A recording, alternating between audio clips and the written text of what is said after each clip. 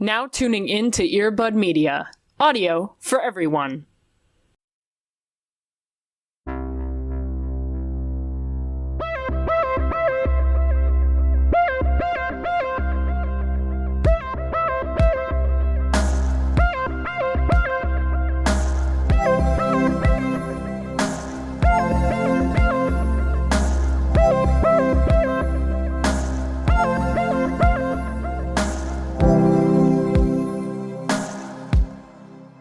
One of these times I'm just going to bring like a live studio audience sound to the space. Oh, and when you say that, like you always do, of like, and I'm recording, I'm just going to bring that sound.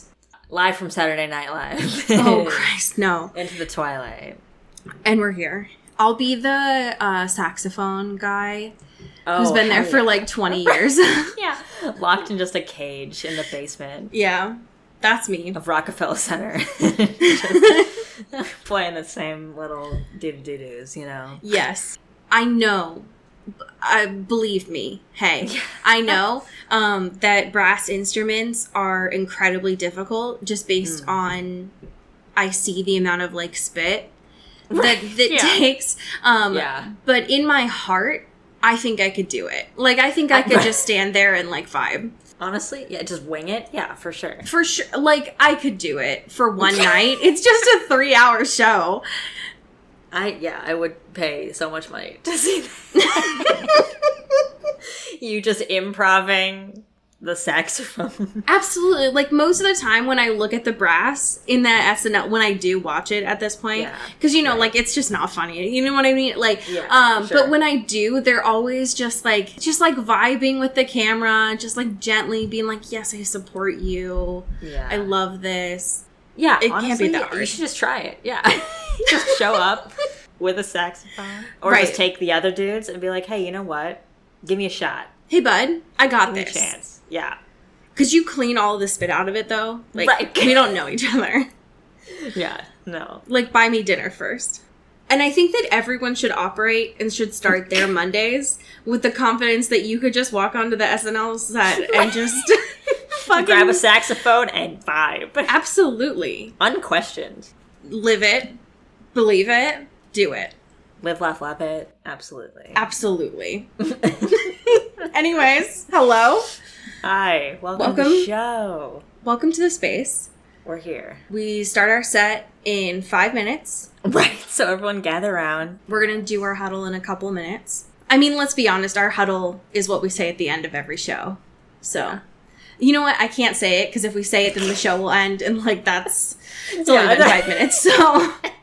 The honesty is trained. Our microphones are trained that if we ever utter those words that we say at the end of the podcast, it does just stop recording. I mean, it's true. And just self-combust. We have to buy new microphones every week. It's very cost-effective. It is. Our budget, you know, like, we can't say this directly to our patrons, so I am sorry that we have to finally be honest with you.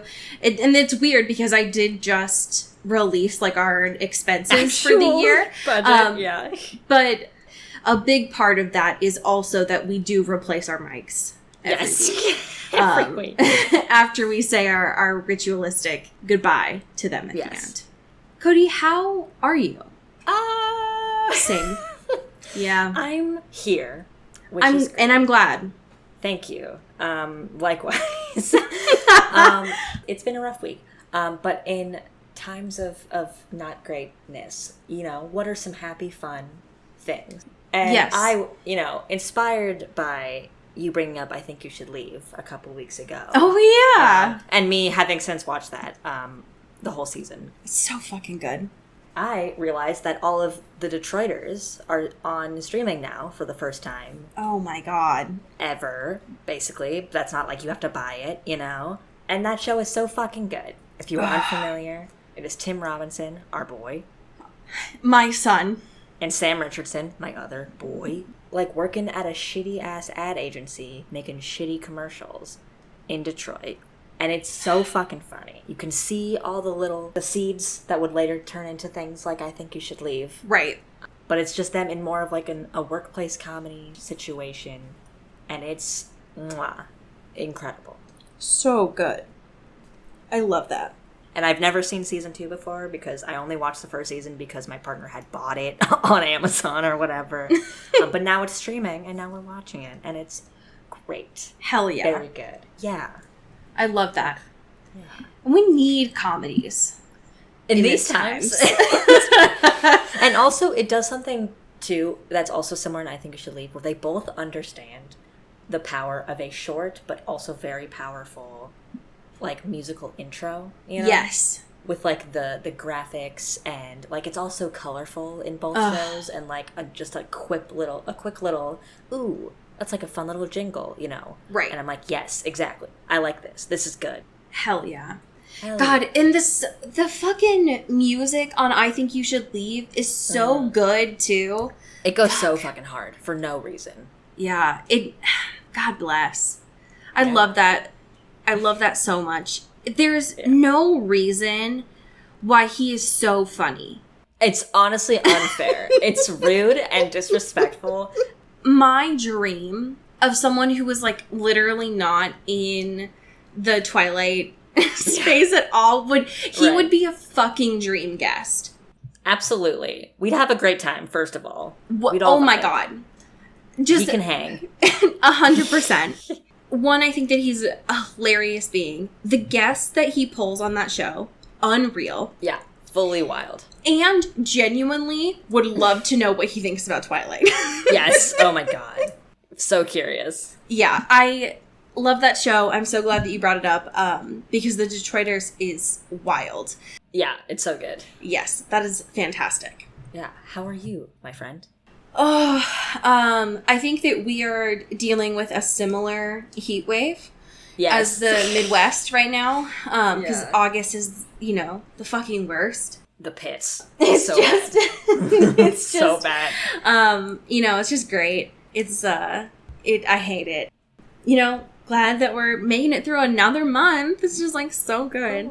My happy thing is someone on Twitter, specifically named Tori Fox, reminded me of a crush that I've had for most of my life. Right. Tori, who's at the Mandatorian, nice. Thank Tori, you. Thank you. Thankfully reminded me of a crush that I've had for over 15 years now. Long time that I've had this. Yeah.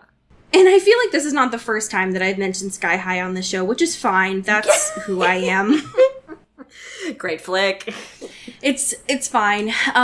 But Tori was brave enough to share with Twitter about one of my favorite fictional characters, who is War and Peace from Sky High. Absolute hottie. Just, okay. But honestly, like, I should have known by this time in my life that I had a type. I should have known when I saw Taylor Lautner first in my life. Yeah. When I was Shark Boy and Lava Girl. I should have known again when I saw him in Cheaper than the Dozen. Yeah. Too. And then I should have known when I saw his fully formed Pokemon version, who's not the same actor, obviously. No. But is an alternate version of him, right, with War and Peace. Oh my god, yeah. Literally, Taylor Lautner wants to be War and Peace so bad. Literally. So bad. Also, his name is Warren Peace. That's the funniest thing I've ever heard. The writers on Sky High did so much that as a child I did not recognize, and now I can fully appreciate. Yeah. I only recognized, I had only the capabilities at that time to look at War and Peace and be like, damn, that's a hottie. Right. It's only afterwards, after my 6th grade self watched it at the time, that I was able to, my third eye finally cracked open, and I was able to realize the reason why I loved watching this movie was because the villains in it, villains in big quotes, were the hotties in this movie. Because the fact that it wasn't just War and Peace. Because the heroes were all nerds. And, they're just fucking nerds. Like, pushovers, like, whatever. Trying to be the good guy. Boo. Boo. Exactly. Where's the flavor? Give me a little dude who can do fire, from his hands or whatever the fuck. You understand me. Yes. But yeah, so Stephen Street, the guy who played War and Peace, was obviously a hottie. But Gwen Grayson, the other villainous character in this, was the obvious choice of Mary Elizabeth Winstead. Yep. I love this movie. It is amazing. Yeah. And it was a very appreciated reminder of, like, Disney did not need to go as hard with this as they did. And I adore it. Yeah. So thank you, Thank Disney. you for your service. I don't often say that because you are a massive corporation that owns way too much. Yes. But I do appreciate this movie, so yeah. But thanks for that. Take the win, when you get it. Yeah, I will give you your dues when you have done the work. So thank you for doing that part. Hell yeah. Anyways, so we have 2 pieces of current events. One of which, Cody, you know about. The other I'm saving as a nice little treat. So I'll let you share the first one, and then I will take over the lead with the second one. Absolutely. We have a piece from CBR. We do. Which is essentially making the case that the Twilight Saga and Grease are essentially the same movie. Yeah, so I was a little bit bored last week, so I did end up writing a piece for CBR. This is Allie's manifesto. This is... You got a TED Talk, a PowerPoint presentation, a book in the I got works. a little bit bored with Photoshop, so just filling out the time somehow. You know what I mean? This art is the most important thing that's ever existed. This needs to be in a poster. The header image here is just a beautiful Photoshop of Belle and Edward with their little sexy little eye moments, full vamp mode. And then also Danny and Sandy from Grease in the background, but also so big behind them that it looks like they're just like a weird angel and devil situation going on here. Yes. It's very scary, and I don't like it. It is unreal, I guess, what is happening with this image here. It's not even color corrected to be the same. Like, there's so much that's happening with it, but you know what? It's fine. I will say that the argument that they are making, I see it. Yeah, there's some red strand that I get. We got the new kid arc, which is in both. And then I think which is like the real nail in the coffin here is that they both really have to change themselves in order to be accepted by the other person. Oh my god. Yeah. Not as equal, I suppose, in Twilight than it is. Actually, no, Grease, he doesn't become... No, so it's the same. Just kidding. But like, yeah, similar like, oh, you got to change your ways and you got to be this cool new version of yourself for that sweet love. Right, exactly. They do say in here as well that there is some like tension with the love situations. Right. Yes. Which I agree with to an extent. Mm-hmm. I would say that in Twilight it's far more extreme than it is in Grease. Stakes are a little bit higher. Yeah. In Grease it's a dance, whereas in the Twilight Saga it's far more life and death. Yeah, quite literally. Yeah. Same with, the amount of changing that needs to happen. Yeah.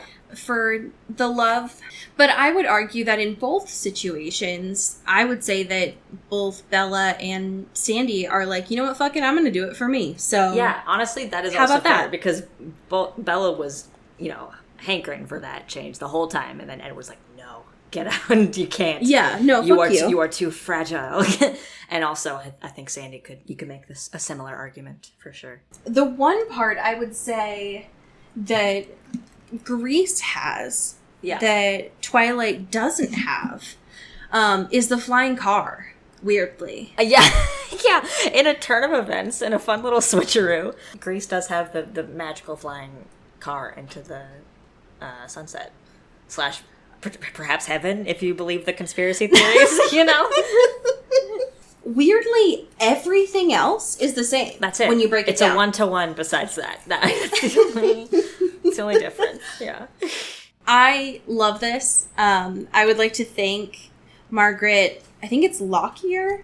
Yeah, thank you for your service. For taking time out of your workday to make this and red for string not comparison. Being Allie. Wink, Yeah. I've never heard this name before. Never seen them in the same room together, you know? No. The one thing I do think that this is missing is just banger soundtracks. Yeah, seriously. That is a strong point for both, you know? Yeah. But yeah, when you break them down, they're basically the same. Yeah, so it's the same movie, so. It's the same. It's exactly the same. The last bit of news that we have here, and I know what you all might be thinking, a little bit of a twist here, but I promise you, it's actually totally related. Trust the process. This is from Monroe News, and it's an update about the county fair that they had there. Ooh. So what I would love for you to do, this is written by Dean Casunio, and it's an update about some of the teens that showcased their horses at the county fair. Okay.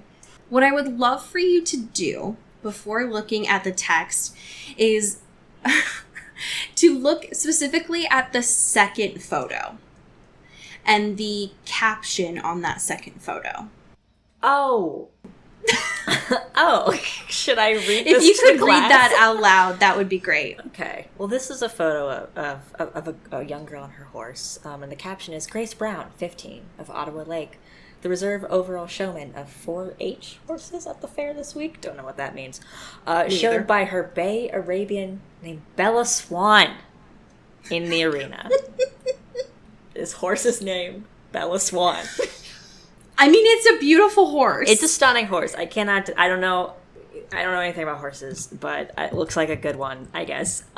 It does. You know, and it's fucking named Bella Swan. So later in the article, it does say that Grace, who, as you mentioned, is 15, has been showing, bless her heart, has been showing horses since she was 3, which is a really long time. So I don't know how is that allowed? Yeah, I don't.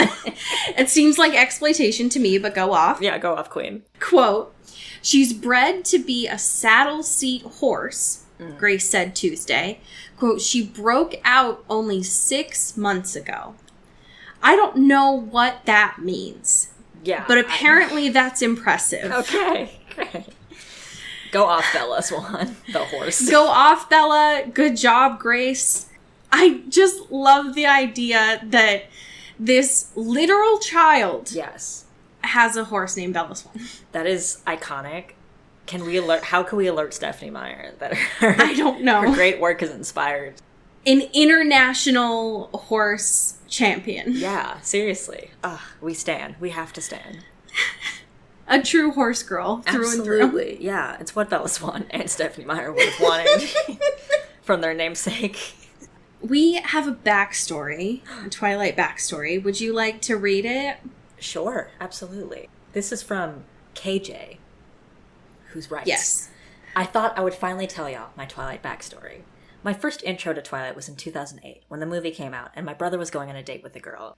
But as he was also a middle schooler, my mom chaperoned, and I tagged along, since I was only 8. I remember my mom asked the ticket guy if Twilight was scary, because we see nothing about it, and thinking about it now is really funny. I immediately fell in love with it, and read the books as soon as I possibly could, as did my brother. Me, him, and my mom went to see the movies every year when they came out, and it was the best bonding time. I recently lost my brother in a tragic motorcycle accident, and watching Twilight and listening to your podcast has brought me a lot of comfort. KJ! Oh my god! KJ! Oh my gosh, first of all, I'm incredibly sorry. That is so tragic. KJ, you're about to make me cry in the club. What the fuck? That is, I hope you are okay and, coping as best as you can. KJ, you know what? I'm going to respond to your email, and I'm going to get your address. Not because I'm going to come fight you. You said that in the most threatening way you possibly could. No, shut up. I'm going to... Don't worry about it. I'm just going to come to your doorstep. No, shut up. KJ, we're gonna send you some... Yeah. You're going to get a little treats from us. You're going to get some treats from us. Yeah. This is literally the cutest... First of all, that you were 8 is wild. I feel like I'm decrepit. Also, the fact that your mom asked if Twilight was scary is very pure. So good. So good. I mean, also, too, like, if walking in, maybe seeing that poster and, like, the title being like, ooh, what is this? Like, That's what am so I real. bringing, my son and his middle school date and my, other young child, too. Is this going to be good? I appreciate the maternal instinct. And also, like, Twilight is scary, but not for the reasons that, like, a mom would think. No. It's scary just, like, in really hindsight and for so many other reasons. Yeah. I don't have anything funny to say just because I'm really touched. Yeah, it's very sweet. So, fuck you, first of all. And I appreciate you sending that along because that is really pure. Yeah. And I hope that our discussions of the gay vampire school are living up to what you were hoping for. I hope it suffices. Yeah. Speaking of which, the last time that we were talking about gay vampire school, yes. I neglected, my bad, first of all, for not daring to think big and brave enough to make a Hereditary reference. Yeah. Because my brain shut out that movie for being totally too traumatic. Yeah, absolutely fair. Because I have seen that movie exactly once. Yeah. I saw it in a screening with a whole bunch of, like, film journalists. All right, Flex. So many of the other people around us, because they were, like, film journalists, were, like, taking notes, and they were like, this is so, like, intriguing. And I was holding popcorn, having a fucking panic attack for 2 hours, because I was like, this is too much. Yeah. I did not know what was hello? Yeah. And so as soon as the movie ended, I, like, busted out of there and just had an anxiety attack on the street. Yeah. And I remember all of the journalists coming out being like, wow, that was just, like, so insightful and just, like, so interesting. And I was just like, can you shut the fuck up? You're, like, dry heaving outside the movie theater. Like, can you just go? Literally. I'm having a moment. All right. I cannot deal with this right now. No. Anyways, the last time that we talked about gay vampire school, Christian set someone on fire. Super cool and casual. You know, like what you do when you have a crush on someone and they're being bullied. Yeah. And you just... Who among us have not done that, you know? Right, exactly. Someone we're pining over. Yeah. You know, just like a super normal, casual stuff. Rose was sitting in her room and was like, I don't know about this meditation thing, but I'm going to just casually meditate and try to get into my girlfriend's brain. Yeah. Okay, cool. Trying to hack into the mainframe, you know. Right, exactly. There, you know. So that's what you missed on Glee. Yeah. Why don't you take us into Chapter 9? Chapter 9. All right, so we open with our girl, Rose, is in Lyssa's brain. She's in there. She's made it in. She was able to, like, count to 10 enough to calm the fuck down on her own volition, which is great. And we see that, again, Lyssa is hanging out with Christian Ozera, which, Rose does not like, because Christian is bad news from what we've seen so far. Also, very recently set a dude on fire. Right, exactly. Like... Hello. Yeah, a lot of red flags that Rose has been trying to put out, and isn't just like subjectively bad. No, like now seems to have some evidence to that. You know, they're talking, and she's like, "You shouldn't have done that. You know, that was really rude. You set a boy on fire." And he's like, "I didn't actually burn him. Relax, okay? I was controlling it. I just had the illusion, and the flames were like controlled. It's fine. Don't worry about it."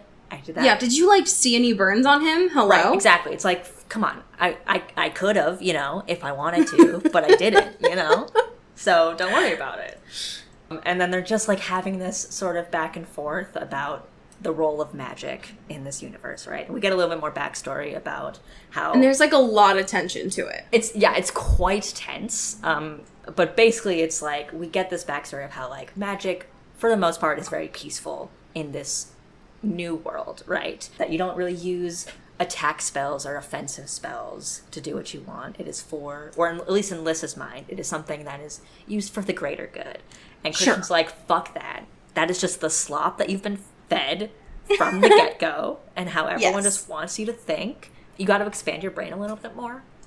Because actually, magic could be really fucking dope and powerful, and they're just not letting us see our true potential here. He's going full, like, conspiracy theory, galaxy brain shit out here, being like, actually, I could really do some shit, and we could all do some shit if we wanted to.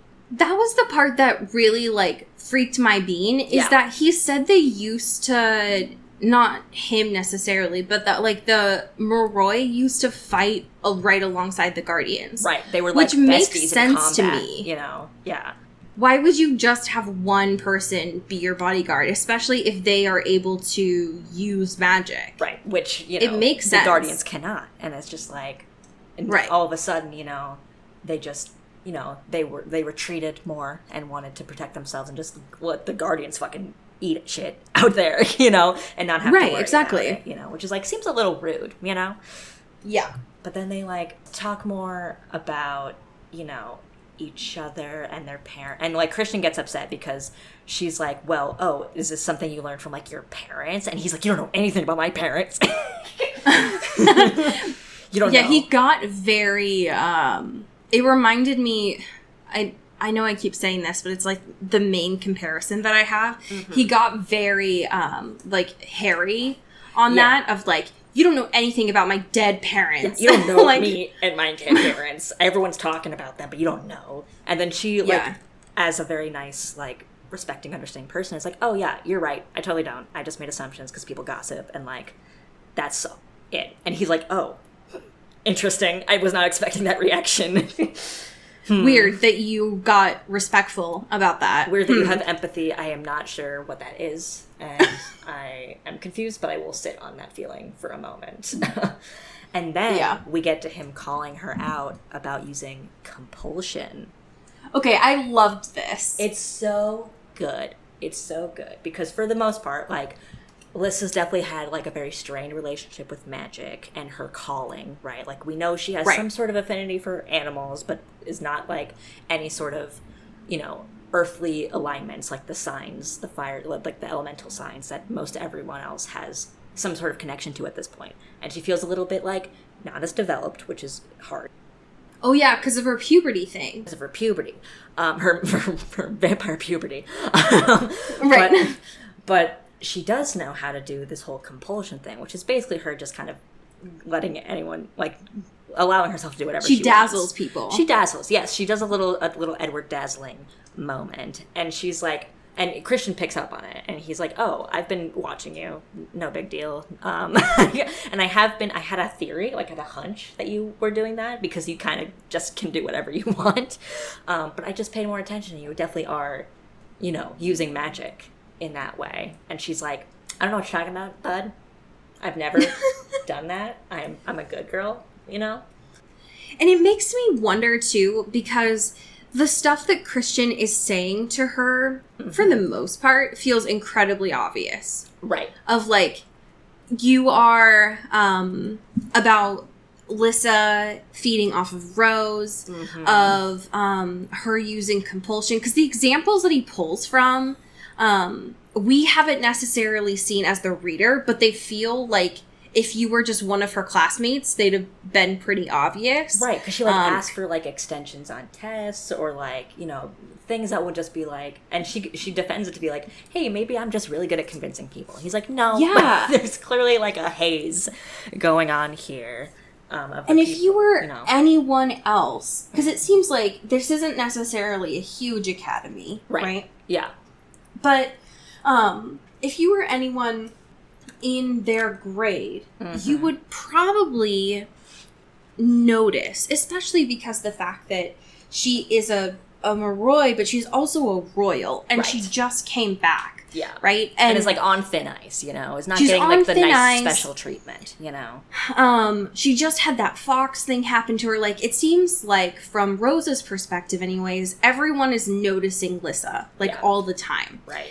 And so he seems to be picking up on stuff that I would assume, anyways, that most people would be noticing. Yeah, which makes me also start like to... attuned to magic and the magical world. Yeah, like, that's part of your upbringing, right? Like, and it makes me start to wonder that if she is, whether she's doing it on purpose or not, using her compulsion to almost in the way that I think Jasper did in Twilight, like using her compulsion almost as like a defensive tactic, so that people don't notice her, staying as under the radar, as possible. And for some reason, like, she wasn't doing it to Christian, or Christian is like averted, or like it doesn't work on him for some reason. Yeah. Because of the fact that he's picking this stuff up. Because it just seems so obvious. So, this part was super interesting to read. Yeah, it was interesting, too, that perspective, too, because Alyssa definitely sees it as, like you said, a defensive thing. Whereas Christian, obviously coming from his point of view, is like, oh, that's an offensive tool. Like, you are using this to, like, get what you want, or do what you think, or, like, you can use it for evil, like, all these things. And she's like, I never even considered that. And meanwhile, Rose in her brain is like, obviously this is something you could use for evil. Come on, man. Like, we could have so much fun with this, and probably did. Yeah. And there's just that weird, like, good and evil dichotomy situation going on there. And then Christian's like, and she's like, well, were you going to turn me in? He's like, no, I think it's hot. I'm just going to let you vibe. Like, it's cool. Do your thing. I, as you can see, I do fucking shit all the time. And I think he also noticed that it was he assumes anyways that it's an offensive thing because of the fact that it's something that she can do not just to Moroi, but to Hampiers and humans. Yeah. And apparently that's not the norm. Yeah, that's not common. As well. Yeah, seems to be. So apparently she can dazzle, like, everything. Yeah. And that's not normal. So, weird. Then we get, like, a little bit of things being like, oh, people think you did the Fox thing. And she's like, fuck off, man. Eat shit. I think that was actually still Christian and Lyssa talking. And Lyssa was saying that Christian did the Fox thing. Right. Because that's when he was like, rawr, you don't want to see what I will do to the what I'm capable who of. Did the Fox thing. Yeah. Right. It was, like, kind of creepy. Yeah. It's like, all right. And then Rose just, like, snaps out. It's like, I'm going to fucking disassociate on my bed for an hour. I think that was a lot to process. That was when, like, they flirted a little bit. Because when Christian said that, Lyssa was like, okay. Interesting. You can't know all my secrets. Ooh. Yeah. Ooh. Fuck around and find out, Christian. Yeah. And Rose was like, what do you mean? Like, yeah. It's like, I'm out of here. Unplugging. What do you mean? I thought that I was the only one. What do you mean? And then just, like, gets out of Alyssa's head and gets, like, really pissed. Yeah, she gets so, like, defensive about their whole interaction, too, which is just, like, fruity. Yeah, and, like, instead of, communicating that, she just spends the rest of her night brooding and then, has to process that by... going and, making out with Jesse. It's super normal stuff. Listen, homegirl's trying to process in the best way she can and doing an old-fashioned rebound in the most, like, least sexy place to hook up with. It is, like, it has such, like, a dark backstory, which is, like, where the Guardians would just, like, hang around and, like, they're, like, little dormitories, or, like, they're corridors, right? But since there's so few Guardians left, and because they all died in battle or whatever, they're just always empty. And so Rose is like, that's hot. That's where I'm going to bring my man Jesse and do a little smooching. Yeah, we're just going to, like, keep our underwear on and stuff, but we're just going to, like, fuck around a little bit. Just going to do a little smooching. But we get a little bit of Rose's... kinks, perhaps. Yeah, it's Rose is not subtle. Rose is not subtle, and Jesse is a Moroi, and so he, like, is kissing her neck and, like, grazing it, and she gets very excited by that because she's like, hello, that I know I said before that's bad, but I do like it. I don't want to deny that I like that. And then he's like, wait, do you want me to do it? Because I can. And she's like, no, just represses. No, don't. No, she's like, I don't, first of all, we're not having sex. And he's like, yeah, that's fine. Right, whatever. Right, yeah. But I can take some blood from you. And she's like, I would love... Wait, no. Like, no. I don't know what gave you that idea. Because I definitely don't want that. For sure. Do not. No, I don't. I know that I acted excited when you were by my neck, but, like, I don't want that. Yeah. Though. And that's where where Jessie at least starts to unpack the fact that obviously she has had a taste for this before with Lissa. And that's the only reasonable way for Lissa to have, had blood for the whole time there.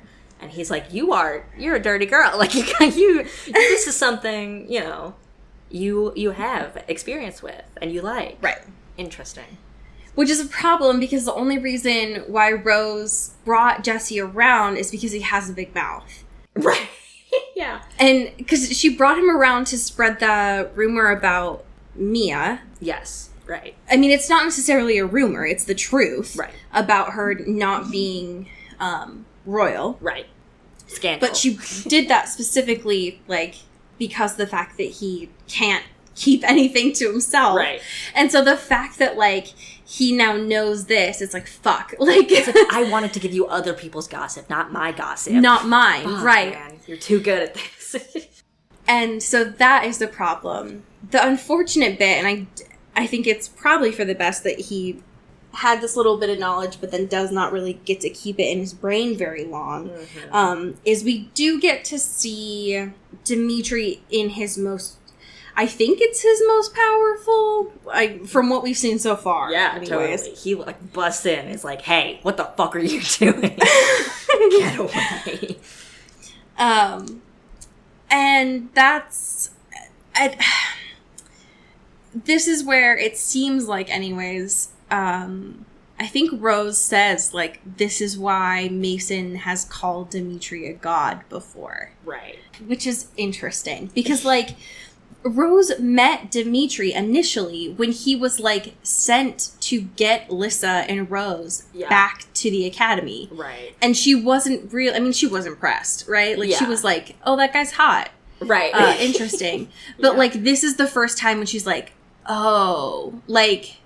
He's like intimidating. Very scary and powerful. For sure. Got it. Okay. Got it. Interesting. Yeah, and meanwhile, like, Jesse's just, like, crying in a corner, like, I'm sorry, I'll leave. I'm sorry, I'll go. And then we get this, like, little glimmer into what could be potential attraction between the two. Both heavily repressed. Oh, obviously. My God. This was so weird. Very weird, because... Rose is, like, half naked. She's wearing jeans and, like, a bra or whatever. And also has a weird aside. Black bra. Has this weird aside about how no one looks as good as her in a bra, or not as many people can look as good as her in a bra.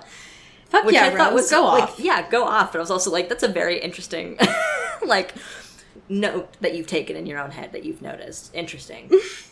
Like normal people do. And she kind of, like, goes into her own self for a little bit and being like, is this hot? Like, is Dimitri, does he think I'm hot? Do I think he's hot? Like, I don't know what's going on. I have so many things going on in my brain right now. I'm not probably processing any of these in the right ways. And she just goes to, like, all right, well, I'm just going to banjo it up with comedy and be like, hey, see anything you like, bud? And then he's like, put your fucking shirt on, man. Like, I don't want to do any, shut up. I'm just trying to take you back to your dorm. Yeah, I thought that was hilarious. That she's... It finally takes her a second to process, and then she's like, so, anyway, you like this? You like jazz? And he's like, fuck.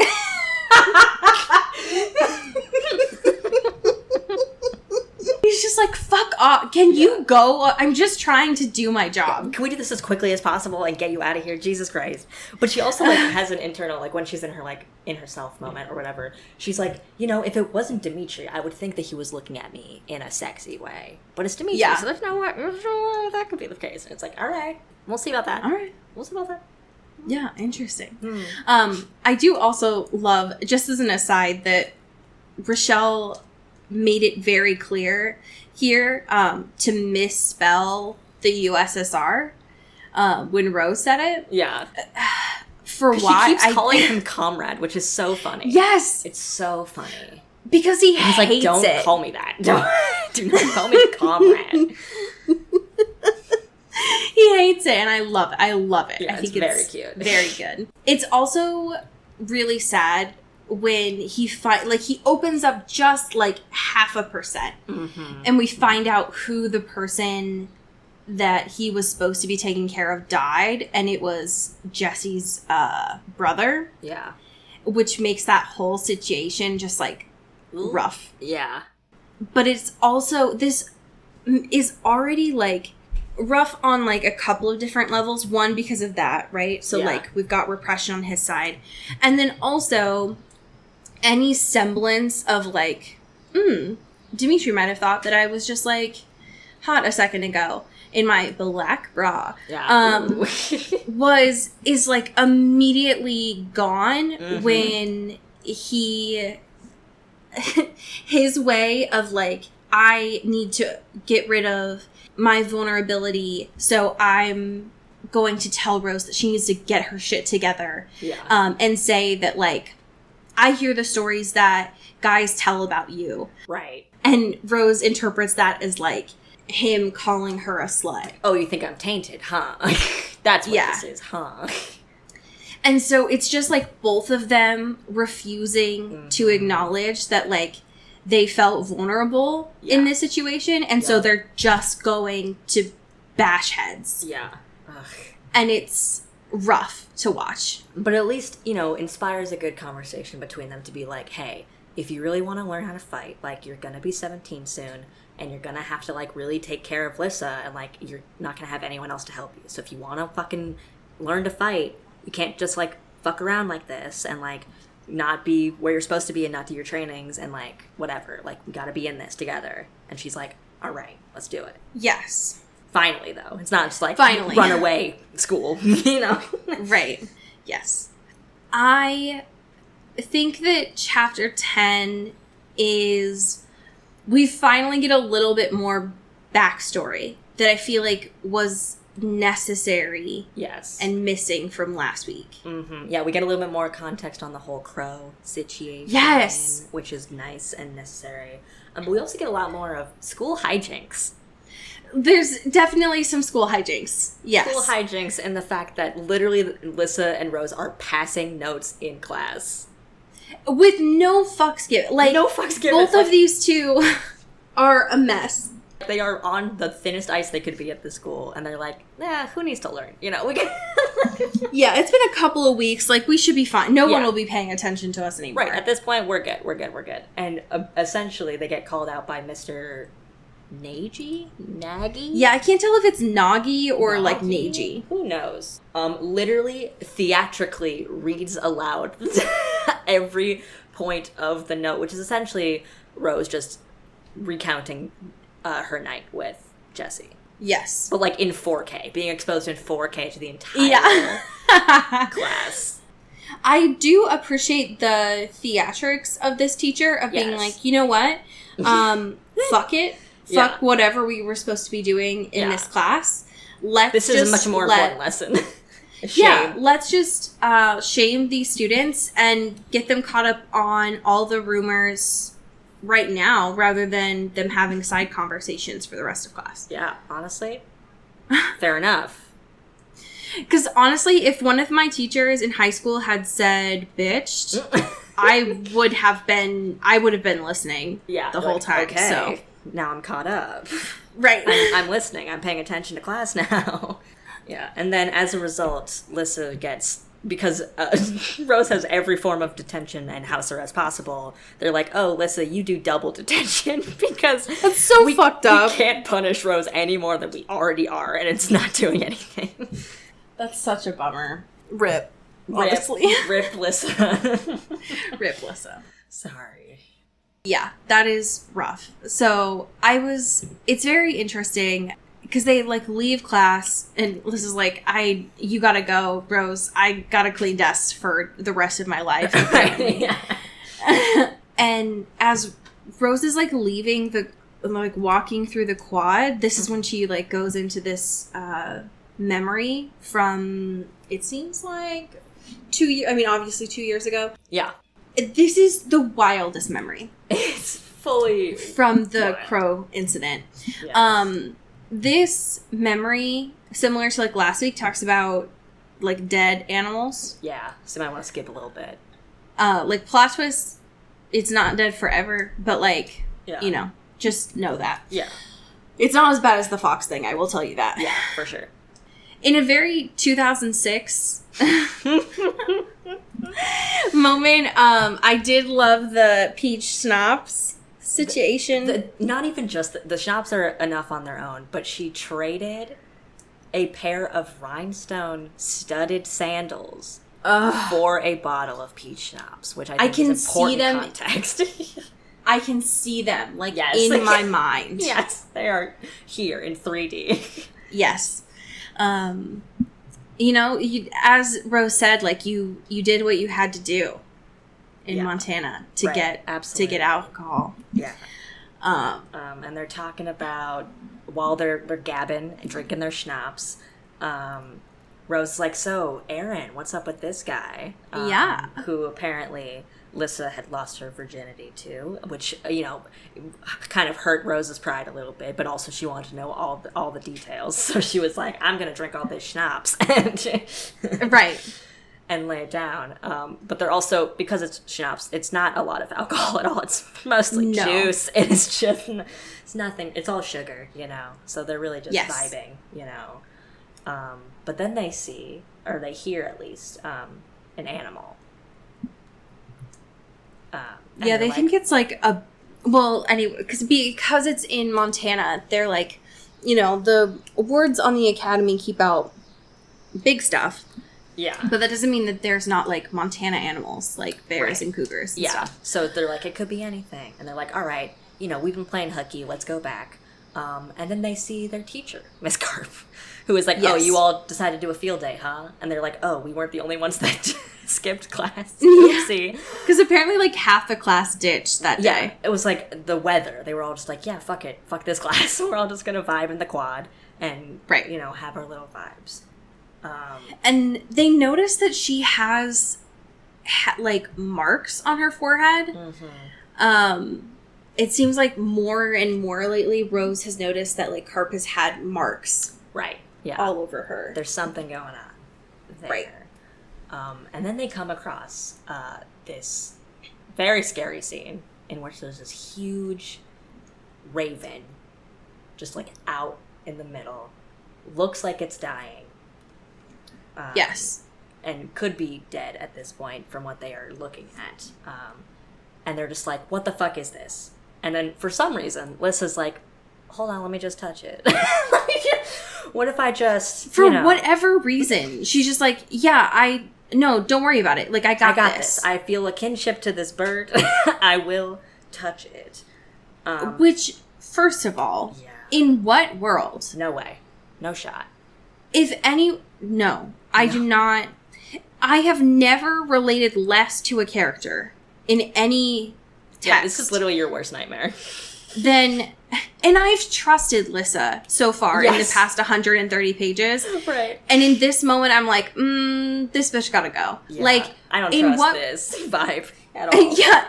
The fact that she was like, I'm gonna just touch it. It's like, this bird is dying. Let it be. Yeah. Anyways. But turns out, with the beautiful touch of Lissa, the embrace, the raven just comes back.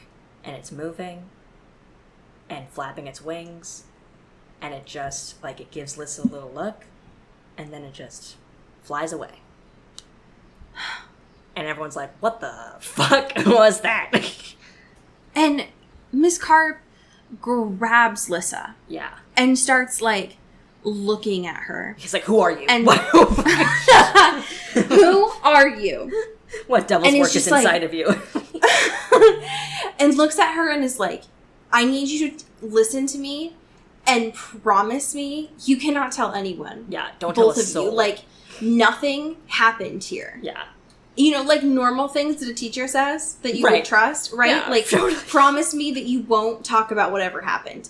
I want you to, hey, this is me from the podcast Into Twilight. If an adult, especially a teacher, ever says those words to you, I want you to go to the nearest trusted adult and tell them exactly the opposite of that. Like, Absolutely. That's some good advice from Into the Twilight. Don't trust.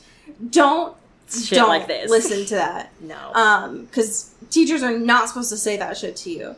But anyways, of course, Lissa's like, okay, whatever. Sure. Because the fact that Carp, which creepy, again, because apparently Carp only speaks in fucking riddles, Right. is like, if you do say something, they'll find out. They'll try to find you. You can't let her do it. Not ever again. Okay. Riddles. What? All right. Great. That seems like not a lot of important information. Yeah. And then, like, Rose just snaps out of the memory. Yeah. All right, Rochelle, you bridge troll. What is this? Riddles 3? Like, what the fuck? Anyways, so, you know, that apparently isn't important. I guess that's it. And then now Rose just has a little chat with Mason once she gets snapped out of this vision. Oh, yeah. And being Mason. like, hey, you know, what's up? Like, oh, yeah, hey, I went to the library. I love you, by the way. Anyways. Nothing, but, like, cool with Jesse, I guess, super sick. Yeah, glad that you, let him touch your boobs or whatever. Yeah, and she's like, what are you, jealous? And he's like, whatever. No, let me tell you the difference between primary, secondary sources. Yeah, exactly. They're like, listen, if you want to figure this shit out, like, I'm trying to, like, help you out. I'm your boy, you know, trying to help you out. You got to figure out books from the period of this was written in order to get a real picture of what you're trying to look for here. Right. And she's like, all right, smarty pants, fuck, all right, shit. I guess I can do that, you know? Yeah. Nerd. Yeah. Mason, you nerd. But that's where it leaves off. Yeah. And then she's like, sorry, I don't feel a damn thing about Mason. Yeah. Besides him being my little bitch boy, my academic bitch boy. Yeah, who does all my research for me. Yeah. Strictly that relationship. Right. So that's where we are. Next week we will be looking at chapters 11 and 12. Hell yeah. As we continue to find out what in the world is the big bad for this book. Bum-bum. Because it's something, but we don't know what it is. Guess we'll find out. So I guess we'll find out. We have some fantastic patrons to thank. Yeah. Would you like to go first? Yes. Shout out to Mallory Hardwick. Pew, pew, pew, pew. Pew. Thank you to Katie Black. Pew, pew, pew, pew. Pew, pew, pew. Thank you to Kylie Minty. Pew, pew, pew, pew. Thank you to Alex Dornan. Woo! Wow, wow, wow. Shout out Carrie Goldberg. Bow, bow, bow, bow. Thank you to Mickey Meyer. Pew, pew, pew, pew. Thank you, Rebecca Cullen. Wow, wow, wow. Thank you to Mulch Gray. Mulch. Mulch. Thank you to Taylor Brown Town Lautner. Hell yeah. Thank you to Jasmine Anastasia. Woo, woo, woo, woo. Thank Wow, you to wow, wow. Bailey Christian. Wow, wow, wow, wow. Thank you to Cassandra Bomer. Wow, wow, wow. Yeah. Wow, wow, wow. Thank you to Kristen Strider. Wow, wow, wow, wow. Thank you to Julia Stewart. Thank you to Megan Pattinson. Wow, wow, wow, wow. Yes, yes. Thank you to Cassandra O'Shea. Ooh, yeah. Thank you to Rachel Seeker. Ooh. Ooh.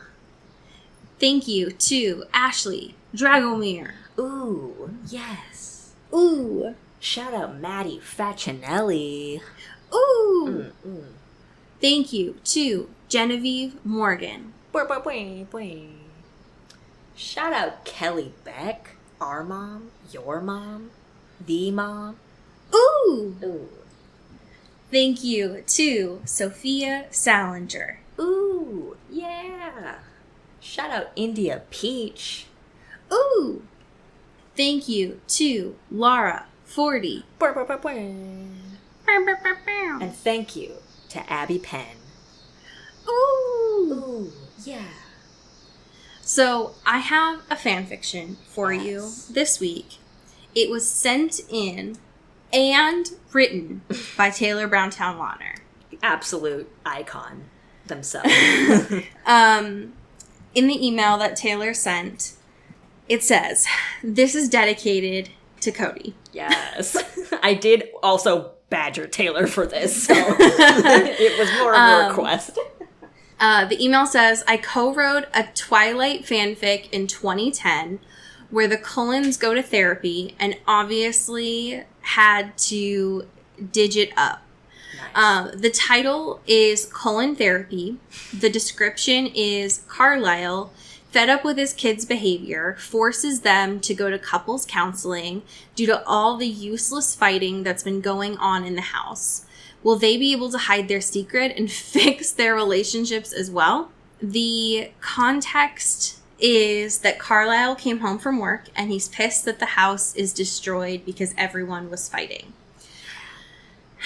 This is an excerpt that's from chapter 2, which is called The Fateful Idea. Incredible. And this is in Edward's point of view. "We had all met up in Emmett and Rosalie's room to think of a plan, and so far things weren't going well. Every idea seemed even more ridiculous and unbelievable than the one before. Alice suggested shopping to relieve the stress, and Rosalie suggested the couples be separated for a while. We all scoffed at the idea, as if I would be without my Bella for any period of time. However, the worst one came when Emmett opened his mouth. 'Hey, what about couples therapy? Remember that TV show we used to make fun of? What was it called? Oh yeah, couples counseling.' We all turned to Emmett in shock, and he cracked when he saw our expressions. 'Chill out, guys. I was kidding.' 'Oh, why not? I hear it's a pretty good idea, actually.' We all turned to face a smiling Carlisle in the doorway. Whoa, I didn't even hear him approach. I must have been too absorbed in our discussion. Oh crap, he's currently reciting the alphabet in Russian in his head. This can't be good. Judging from the expression on his face, I think everyone could tell what was about to happen, and none of us were pleased about it. 'You can all go to couples counseling. What a wonderful idea, Emmett. Thank you.' We all stared at him in horror as Emmett got on his knees before Carlisle, begging, 'Oh, please, please don't make us go. It was just an idea, really. I was joking. Carlisle, we spend every day making fun of that show.'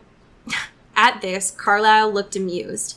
'Fine, I won't make you participants on the show, but I will hook you up with a certain psychologist I met when I was in Italy for the International Doctors Convention.